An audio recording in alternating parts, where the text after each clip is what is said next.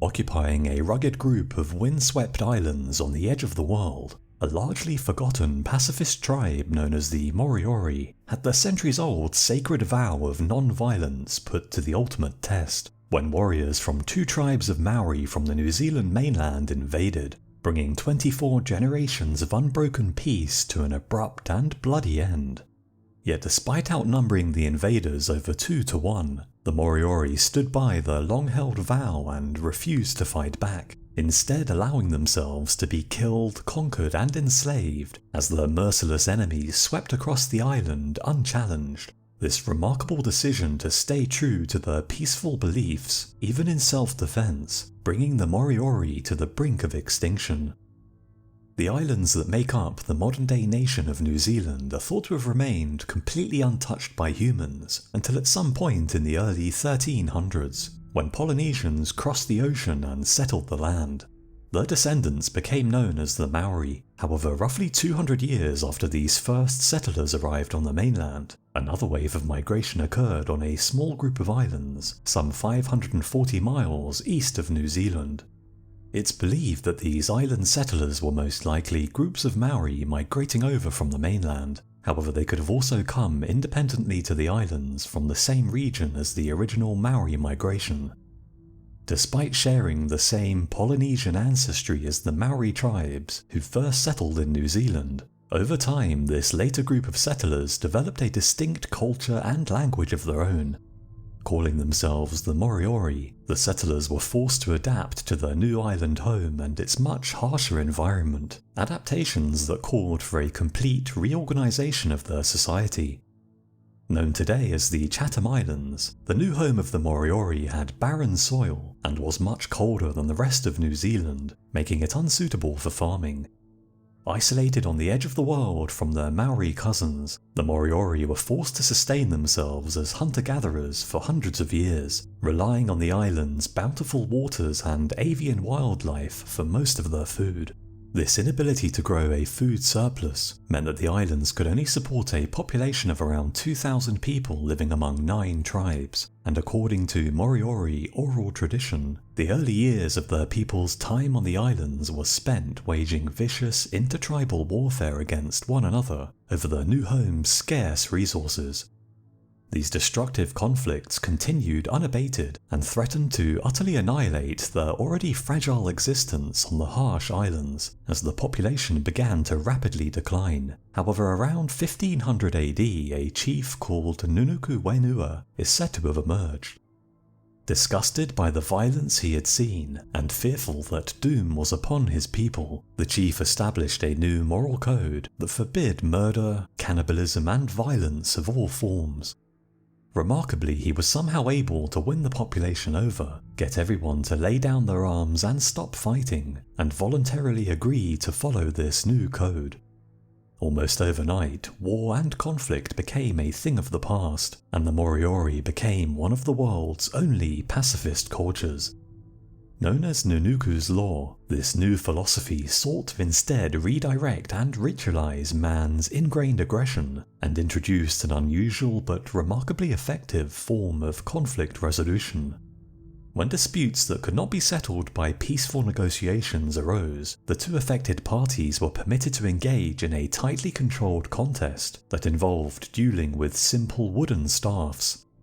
At the first sign of blood, the combat would cease, and the dispute would be settled in favor of the man who drew first blood. In this way, physical conflict could be controlled in a way that stopped minor arguments escalating into something much more dangerous. However, the splendid isolation of the Moriori was about to come to an end. In 1791, a British ship was blown off course and made landfall at one of the Chatham Islands. A tense first contact followed by a tragic misunderstanding resulted in a Moriori man being shot dead. However, the Moriori refused to retaliate and stuck to their oath of non-violence. Relations with the British were quickly mended, however an even greater threat from the mainland was about to arrive. The Maori were a proud, warlike people who had no such qualms about the use of force. The arrival of the British in Maori lands was treated with a healthy dose of suspicion and often outright hostility. However, during the early skirmishes with the newcomers, Maori warriors quickly recognized the value of European firearms. A massive arms race followed as Maori tribes across New Zealand scrambled to obtain gunpowder weapons as quickly as they could, forcing their rivals and neighbours to do the same, or risk falling behind and ending up at a massive disadvantage. Fueled by the introduction of these new weapons, ancient feuds, rivalries and conflicts were reignited in over 1,000 devastating intertribal conflicts known as the Musket Wars. In the unfolding chaos, countless Maori tribes were subjugated, utterly wiped out, or driven off their lands, while many more migrated away from the areas most vulnerable to raids, leaving entire swathes of land depopulated, as it was simply too risky to set up a permanent settlement there. Two such tribes who had been driven off their homelands on the North Island of New Zealand were the Tama and Mutunga. The displaced survivors settled around Wellington Harbour, where they came into contact with sailors and traders who told them tales of a nearby group of islands that were said to be rich in seafood, untouched by war, and more importantly occupied by people who refused to fight. The islands were ripe for conquest.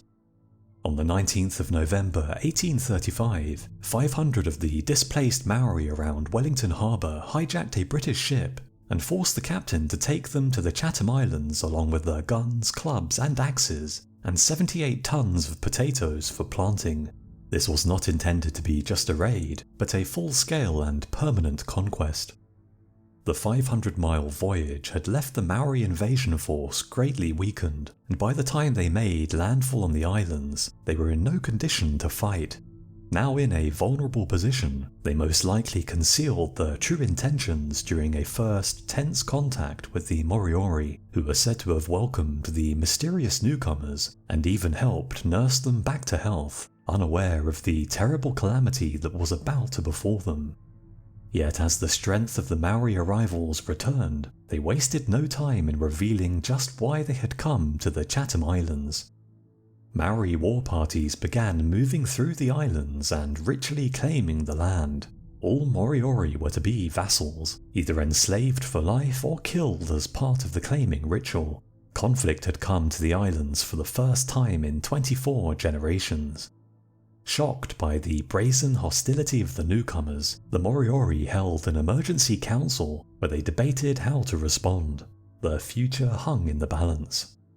The younger, more headstrong members of the council were keen to fight back. After all, they outnumbered the invaders over 2-1 and could destroy them in a single, all-out strike. However, the council elders argued that the sacred law of non-violence was a moral imperative and should not be broken under any circumstances.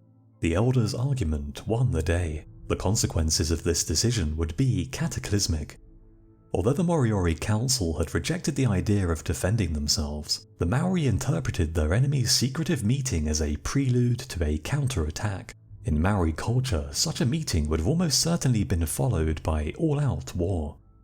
Believing that the Moriori were about to organise and gather their strength, the Maori launched what they saw as a preemptive strike.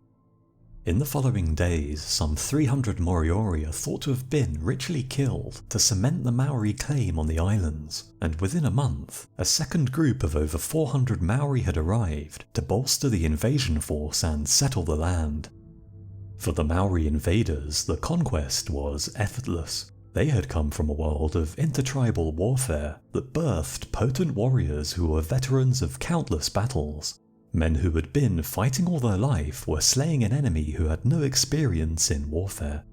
In the eyes of the Maori, conquest through force was not only normal, but honourable, and so the Moriori decision not to fight back could very well have been misinterpreted as cowardice. The Maori believed that only enemies who were brave deserved respect. Those who ran away and hid were worthy only of contempt. For such a warrior culture, the pacifism of the Moriori was not something to be admired. Some historians have suggested that this belief that the Moriori were cowards could have spurred the Maori on to act with even more brutality than normal. As they rampaged across the islands, the Maori killed and enslaved whomever they pleased, allegedly even roasting some prisoners alive, or impaling them along the beach on huge wooden stakes. Moriori sacred sites were intentionally desecrated to humiliate the defeated and demonstrate Maori dominance as an island-wide manhunt began. The Maori warriors meticulously searched through every bush, hole and crevice in their quest to capture every last man, woman and child on the island. In the opening days of the invasion, 300 Moriori are thought to have been killed, while the rest of the island's population were enslaved. However, in the aftermath of the conquest, the death count would continue to rise. As slaves, the Moriori were forbidden to speak their own language, get married or have children. Husbands were separated from wives, and children were taken from parents. They were forced to endure constant hard labour in terrible conditions, with one European visitor to the island later commenting on how the slaves' back were blistered, their bodies emaciated, and their lungs diseased. Their suffering was so immense that he considered death a blessing. Although the islands had been annexed by the colonial New Zealand government in 1842, it would take 20 years before they finally intervened and imposed New Zealand law, ending slavery and giving the surviving Moriori the same rights and privileges as everyone else in the country. Yet for the Moriori, this intervention had come far too late. 30 years of conquest and slavery had reduced their population from 2,000 in 1835 to only 100 by the time they were freed. However, even now, the fight was not over. After 8 years of petitioning the government for justice, in 1870 a native land court was established to adjudicate the competing Moriori and Maori claims on the land. However, incredibly, the judge ruled in favour of the Maori, awarding them 97% of the Chatham Islands land. The court was forced to apply a rule established in 1840, which required judges to honour circumstances as they were at the time of the British annexation of New Zealand. As the Maori had conquered the islands 5 years before the British officially annexed New Zealand, the Maori claims were upheld. For the Moriori, this decision was a final, soul-crushing defeat, and many assumed that they would never recover. However, although the last pure-blooded Moriori died in 1933, many mixed descendants still live on the Chatham Islands today, with a 2001 New Zealand census showing 600 people identifying themselves as Moriori, carrying forth the legacy of a people who refused to abandon their principles in the face of unimaginable brutality and suffering.